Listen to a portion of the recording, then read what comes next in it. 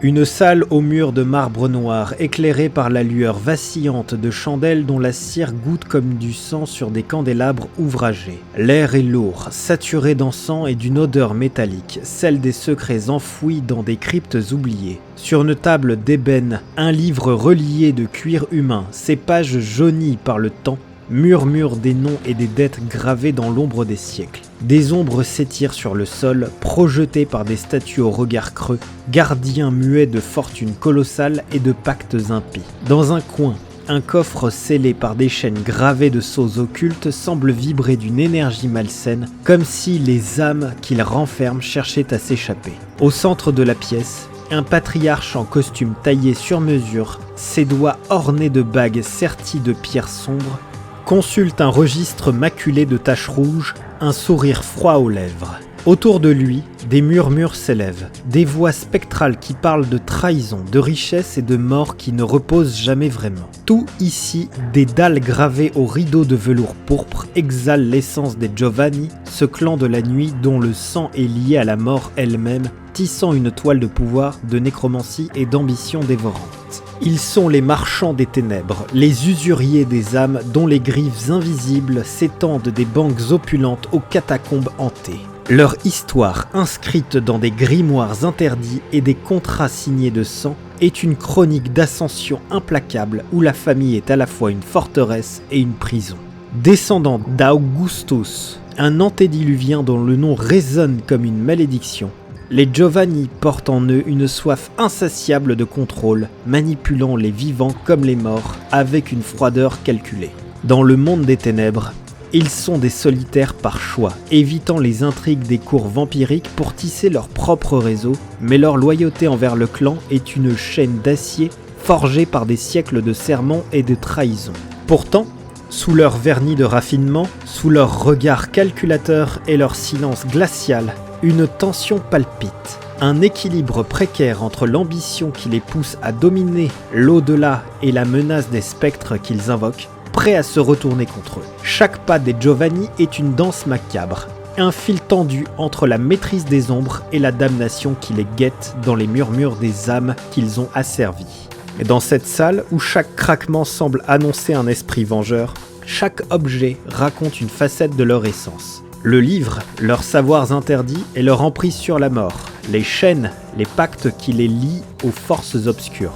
Le sang, leur héritage maudit et leur pouvoir. Mais prenez garde, car s'aventurer trop près des Giovanni, c'est pénétrer un territoire où les vivants et les morts se confrontent, où chaque faveur a un prix et où l'ambition insatiable pourrait consumer jusqu'à l'âme la plus prudente. Historique du clan Giovanni. L'histoire des Giovanni est une fresque macabre, tissée de trahison, de nécromancie et d'une ambition aussi froide que les cryptes où ils murmurent leurs secrets. Leur saga, gravée dans des grimoires scellés par des sceaux occultes et murmurée dans les salles opulentes de leur palais vénitien, est celle d'une famille qui a transformé la mort en empire, manipulant les âmes et les fortunes avec une précision chirurgicale. Descendant d'Augustus Giovanni, un antédiluvien dont le nom est synonyme de perfidie, les Giovanni ont bâti leur puissance sur les cendres d'un clan oublié, les Cappadociens, dans cet acte de trahison qui résonne encore comme une malédiction dans le monde des ténèbres. Les origines des Giovanni remontent à l'Antiquité, dans les ruelles marchandes de la République de Venise, où une famille de commerçants mortels, les Giovanni, excella dans le commerce maritime et la finance. Leur avidité et leur flair pour les opportunités attirèrent l'attention des Cappadociens, un clan de vampires érudits et nécromants obsédés par l'étude de la mort et de l'au-delà. Les Cappadociens, fondés par l'antédiluvien Cappadocius, étaient des mystiques contemplatifs, cherchant à percer les secrets de la damnation et de la salvation à travers leurs rituels morbides. Ils virent dans les Giovanni des alliés potentiels, des mortels pragmatiques capables de gérer leurs richesses et de protéger leur sanctuaire. Vers le XIIe siècle, Augustus Giovanni, un marchand rusé et ambitieux, fut étreint par un Cappadocien, marquant le début d'une alliance précaire. Mais l'ambition des Giovanni ne connaissait pas de limite. Augustus, voyant dans la nécromancie des Cappadociens un outil de pouvoir ultime, complota pour s'approprier leur pouvoir et leur lignée. En 1444, dans un acte de trahison d'une audace monstrueuse, Augustus orchestra la diablerie de Cappadocius lui-même, buvant son sang et son âme pour s'élever au rang d'antédiluvien.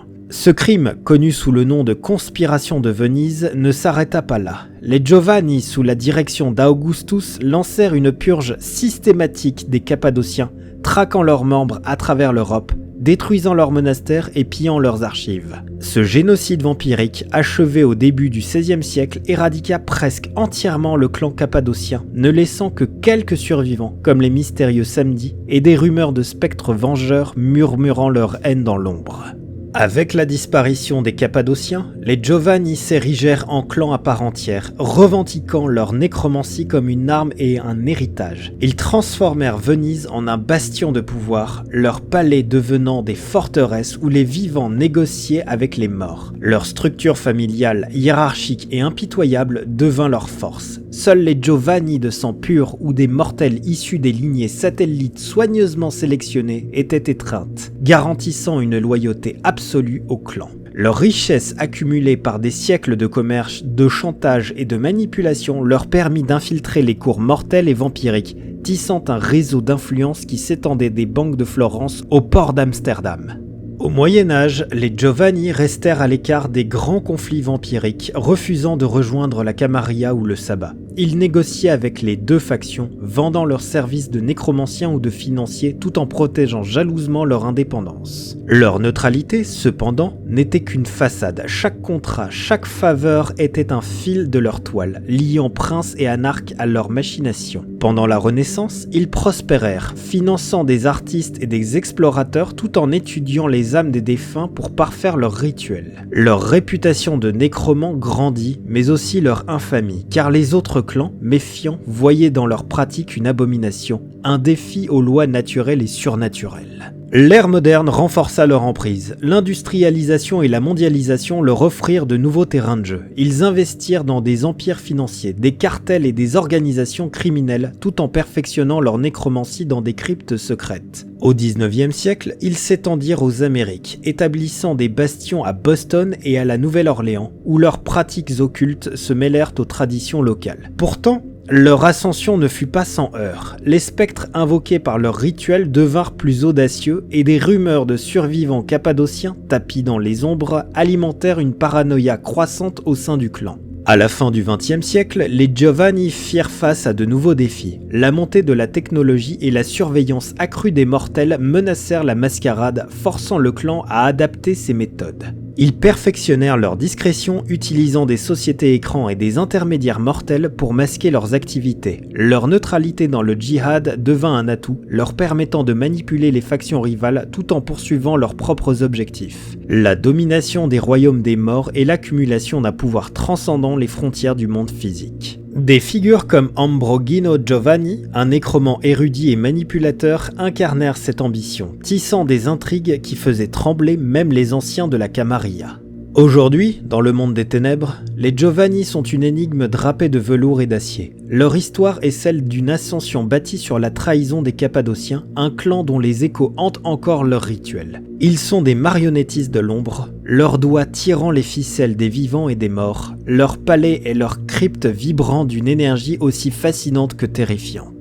Chaque contrat signé, chaque âme invoquée ajoute un nouveau chapitre à leur chronique, une saga où l'ambition rivalise avec la damnation et où le fantôme des Cappadociens, murmuré dans les vents de l'au-delà, rappelle aux Giovanni que même les seigneurs de la mort ne sont pas à l'abri de leur propre trahison. Giovanni célèbre. Dans les ombres du monde des ténèbres, les Giovanni ont engendré des figures dont les noms résonnent comme des murmures dans les cryptes et les salles de conseil, des nécromants et des manipulateurs dont les exploits tissent une légende aussi sombre que les secrets qu'ils gardent. Ces Caïnites, liés par le sang et la loyauté implacable au clan, incarnent l'essence des Giovanni, une ambition froide, une maîtrise de la mort et une habileté à naviguer les intrigues des vivants comme des morts. Leurs récits, gravés dans les registres occultes ou chuchotés dans les cercles vampiriques, sont des avertissements autant que des témoignages de pouvoir, révélant des âmes à la fois brillantes et maudites, tiraillées entre la quête de domination et les spectres qu'ils invoquent. Ambrogino Giovanni, Nécromant érudit et stratège machiavélique, Ambrogino est une légende parmi les Giovanni pour son savoir encyclopédique et ses intrigues qui s'étendent sur des siècles. Né au XIVe siècle à Venise, il fut l'un des architectes de la purge des Cappadociens, perfectionnant des rituels nécromantiques volés à leurs archives. Sa quête obsessionnelle pour percer les secrets de l'au-delà l'a conduit à explorer des royaumes spectraux interdits, où il a conclu des pactes avec des entités dont même les anciens Giovanni craignent le nom. Son apparence austère avec un regard perçant et des mains tachées d'encres occultes dissimule une cruauté calculée. Respecté mais craint, Ambrogino manipule Camarilla et Saba comme des pions, tout en poursuivant son rêve d'un empire où les Giovanni régnaient sur les morts et les vivants. Isabelle Giovanni, surnommée la veuve de Venise, Isabelle est une figure énigmatique, connue pour son charme venimeux et son talent à tisser des réseaux d'influence parmi les mortels. Étreinte au XVIIe siècle, elle a transformé les salons vénitiens en terrains de chasse, manipulant nobles et banquiers pour enrichir le clan. Sa maîtrise de la nécromancie lui permit d'invoquer les esprits de ses victimes pour en extraire les secrets, renforçant l'emprise des Giovanni sur les élites européennes. Derrière son sourire de courtisane et ses robes de soie noire, Isabelle cache une froideur implacable, et les rumeurs parlent d'un caveau secret où elle emprisonne les âmes de ceux qui l'ont trahi. Elle incarne la dualité des Giovanni, raffinement mondain et cruauté surnaturelle. Pietro Giovanni. Un financier de l'ombre, Pietro est une force dominante dans le clan au XXe siècle, orchestrant l'expansion des Giovanni dans les Amériques. Basé à Boston, il a bâti un empire financier à travers des sociétés écrans, des cartels et des investissements dans les technologies émergentes, tout en utilisant la nécromancie pour intimider ou éliminer ses rivaux. Sa réputation de pragmatique impitoyable est renforcée par sa capacité à invoquer des spectres pour espionner ses ennemis, faisant de lui un adversaire insaisissable. Son apparence soignée, toujours vêtu de costumes impeccables, contraste avec les cicatrices spectrales invisibles laissées par ses rituels, un rappel de la dette qu'il paie aux forces qu'il manipule. Ces figures emblématiques, parmi d'autres, incarnent la complexité des Giovanni, des manipulateurs dont l'ambition rivalise avec leur maîtrise des forces occultes, des stratèges dont chaque geste renforce l'empire familial, mais aussi des damnés hantés par les conséquences de leurs actes. Leurs noms, murmurés dans les cryptes ou gravés dans les registres du clan, portent l'héritage de la trahison des Cappadociens, un poids qui les lie autant qu'il les propulse. Dans les ombres du monde des ténèbres, les Giovanni célèbres continuent de tisser leur toile, leur regard froid et leurs murmures spectraux ajoutant de nouveaux chapitres à une chronique où la mort n'est jamais une fin, mais un moyen. Les disciplines des Giovanni. Les Giovanni puisent leur pouvoir dans 3 disciplines qui incarnent leur essence calculatrice, leur lien avec la mort et leur capacité à imposer leur volonté dans les sphères mortelles et surnaturelles. Nécromancie, domination et puissance. Ces disciplines font d'eux des marionnettistes de l'ombre, des vampires capables de manipuler les esprits, de commander aux morts et d'écraser leurs adversaires avec une force brute, tissant une toile d'influence où l'ambition et la damnation se confrontent. Ensemble, ces pouvoirs reflètent l'âme du clan, une soif de contrôle, une connexion intime avec l'au-delà et une présence imposante qui fait plier les obstacles, qu'ils soient humains, vampiriques ou spectraux. Nécromancie. La nécromancie héritée des Cappadociens est affûtée dans les cryptes du clan et la discipline signature des Giovanni. Elle leur permet d'invoquer, de communiquer et de commander les esprits des défunts, transformant l'au-delà en un outil de pouvoir. Ils peuvent arracher des secrets aux âmes, contraindre des spectres à espionner ou à attaquer, ou encore emprisonner des esprits dans des objets maudits. À des niveaux avancés, les Giovanni déchirent le voile entre les mondes, invoquant des entités puissantes ou créant des barrières spectrales. Cette discipline, bien que centrale à leur identité, est une arme dangereuse. Chaque rituel attire l'attention de spectres vengeurs, certains porteurs de rancune des Cappadociens trahis. Dans une crypte obscure, un Giovanni peut invoquer l'esprit d'un ancien rival pour lui extorquer des informations sur une conspiration ou envoyer un spectre tourmenter un ennemi, le poussant à la paranoïa. La nécromancie fait des Giovanni des figures craintes et méprisées pour leur pouvoir sur les morts, suscitant une répulsion universelle parmi les Caïnites qui y voient une perversion des lois naturelles. Domination.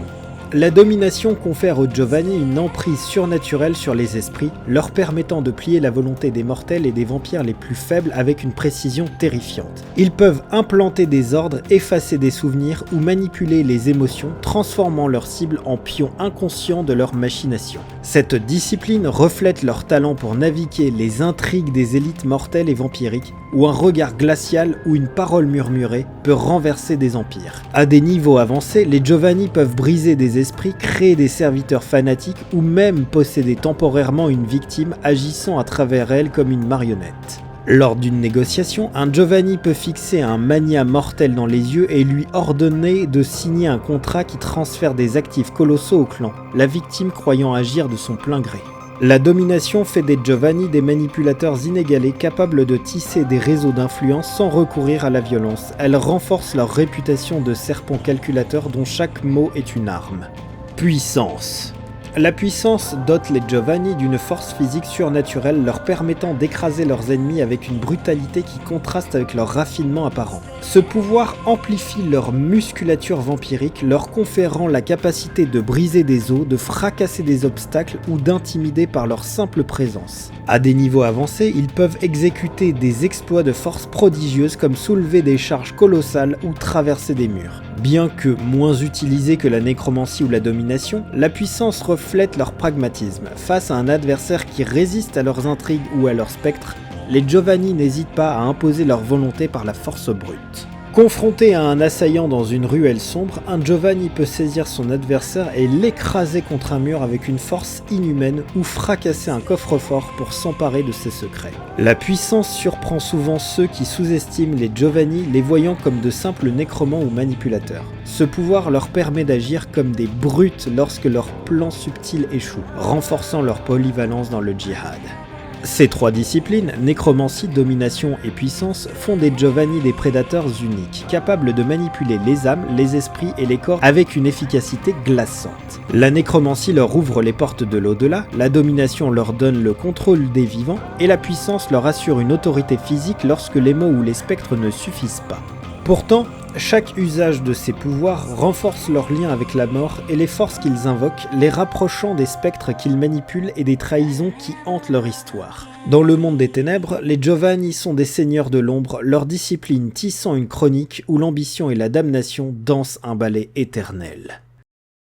Le fléau des Giovanni, la morsure maudite. Le fléau des Giovanni, une malédiction aussi ancienne que leur trahison des Cappadociens, marque leur lignée d'une douleur aussi physique que symbolique, liant leur sang à la mort qu'ils manipulent. Chaque fois qu'un Giovanni se nourrit d'un mortel, sa morsure inflige une souffrance atroce bien au-delà de la douleur naturelle d'une attaque vampirique. Cette morsure maudite transforme l'acte de se nourrir en un calvaire pour la victime dont les cris et les convulsions laissent une empreinte indélébile dans l'esprit du Giovanni. Les blessures infligées par leur croc guérissent difficilement, souvent marquées par des cicatrices nécrotiques ou une douleur persistante, comme si la mort elle-même s'attardait dans la chair des victimes. Ce fléau rend la chasse plus complexe car il compromet la discrétion essentielle à la mascarade. Un mortel hurlant sous l'étreinte d'un Giovanni attire l'attention et les traces laissées par la morsure suscitent des questions parmi les vivants. Cette malédiction est perçue par certains Giovanni comme un écho de la trahison d'Augustus contre Cappadocius, une punition inscrite dans leur sang pour le crime originel du clan. Les victimes de la morsure, si elles survivent, développent parfois une fascination morbide pour la mort ou une terreur instinctive des Giovanni, renforçant leur réputation d'abomination parmi les mortels et les autres caïnites. Pour contourner ce fléau, les Giovanni privilégient souvent des méthodes de chasse indirectes, comme se nourrir sur des corps récemment décédés ou utiliser des serviteurs dominés pour leur fournir du sang, mais ces pratiques alourdissent leur dépendance à la nécromancie et à la manipulation.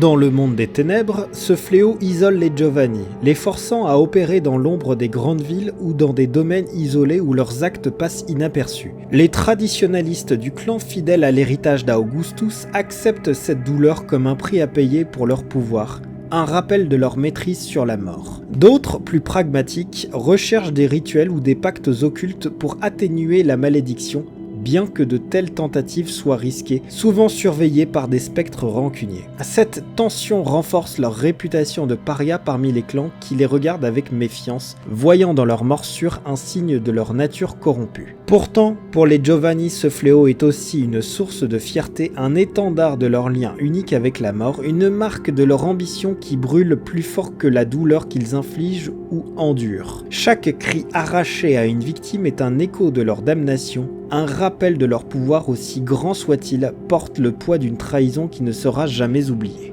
Les Giovanni incarnent une puissance froide et implacable dans le monde des ténèbres, des nécromants dont le sang pulse au rythme des cryptes et des ambitions dévorantes, tissant une chronique d'intrigue, de trahison et de maîtrise des ombres. De leurs origines marquées par l'usurpation des Cappadociens au palais vénitien où ils orchestrent leur empire, en passant par leur neutralité calculée dans le djihad et leurs figures légendaires comme Ambrogino ou Isabelle, les Giovanni sont à la fois des seigneurs de la mort et les prisonniers de leur propre damnation. Dans les salles de marbre noir ou les catacombes hantées, les Giovanni observent, complotent et dominent, leur regard froid perçant les ténèbres comme un défi aux spectres qu'ils invoquent. Ils sont les architectes d'un empire bâti sur les cendres des morts, des marionnettistes dont chaque geste renforce leur emprise, mais aussi des damnés dont l'ambition menace de les consumer dans les murmures des âmes qu'ils ont asservies. Dans le monde des ténèbres, les Giovanni marchent seuls, leur saga une danse macabre où la mort n'est jamais une fin, mais un levier pour une gloire éternelle ou une chute sans retour.